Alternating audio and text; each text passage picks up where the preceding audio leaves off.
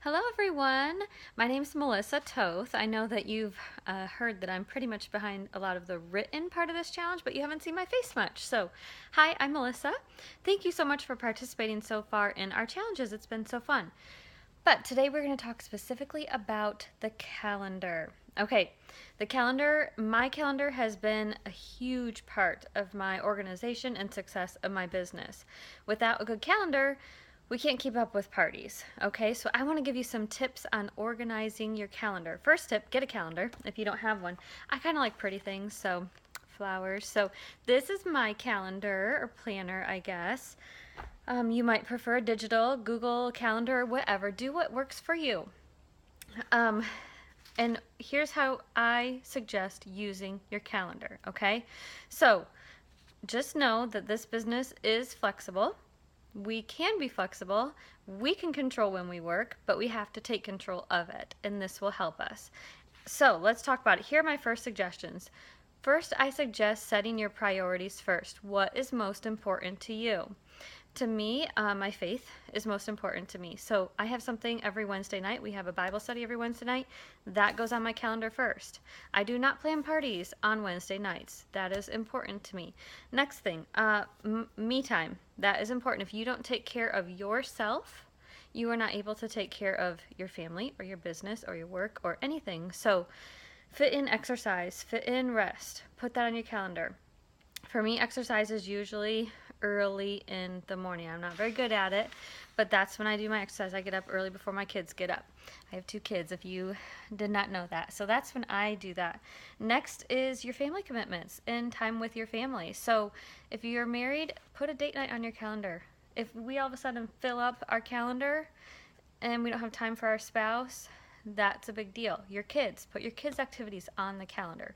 Don't overbook yourself to the point that then your family suffers. Okay, so put those on your calendar for the month first. Okay, and then the next thing would be your business. Sorry, I have my cheat sheet, so I'm going to be looking down here a little bit to remind me. So the next thing is going to be your business. So the first thing that I suggest you doing is looking at your month and then filling in your dates that you're available to have a party. So what I do is I go through my month and I just write the word open on my calendar in really small words so I know that is when I'm available. I just think these are kind of pretty. I find them online. I know that's backwards, but I find them online. It is called shiningmom.com. Okay, I find these online, and this is what I bring to my parties, okay? I just don't think that they need to see everything on my calendar, so I bring this to my parties. So I'll put my open dates on there of when I'm available to have a party. Okay, so put your open dates in. The next thing with your calendar is to put your tasks in, okay? Figure out your work time. Your work times. When are you able to give some time to work your business? So if you work full time, you're going to have to be creative with this. For me, I have two young kids. So what I do is Tuesday and Thursday mornings, my daughter goes to preschool and my son naps. So Tuesday and Thursday, I got a chunk of about an hour and a half typically that is my work time. That's when I start filling in my calendar the tasks that I need to get done. If you have someone who's in a sport event, do they have a football practice or a dance class for 30 minutes that you have to sit there? Instead of looking through Pinterest or Facebook, use that as work time, okay? So that will be your 30-minute chunk to get some Norwex done. Figure out when you can find chunks of 30 minutes or 15 minutes, whatever it might be, to be your work time. That is going to be huge. You'll realize as you start looking at your calendar that you have more time than you think. So that's huge. So then what I do is for each party, I set out the tasks that I need to accomplish. So let me give you an example, okay?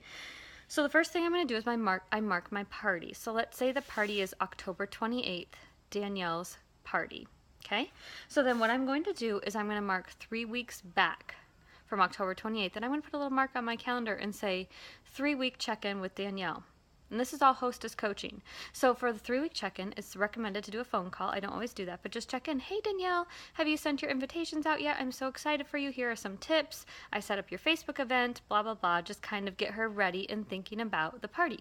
Then I mark in 2 weeks back from her party. I put this on my calendar. Contact Danielle 2 weeks out. Okay, so then that check-in is just, hey girl, how's it going? Are you ready for your party? Can't wait. Kind of thing. Maybe give another quick tip about inviting people. Okay, be sure to share those products, get everyone excited. Okay, and then 1 week out, about 1 week out, I'm going to say, check in, how's it going? How's it looking? Are you ready to party? Write that on your calendar, 1 week checkout for Danielle. Okay, then we have the party.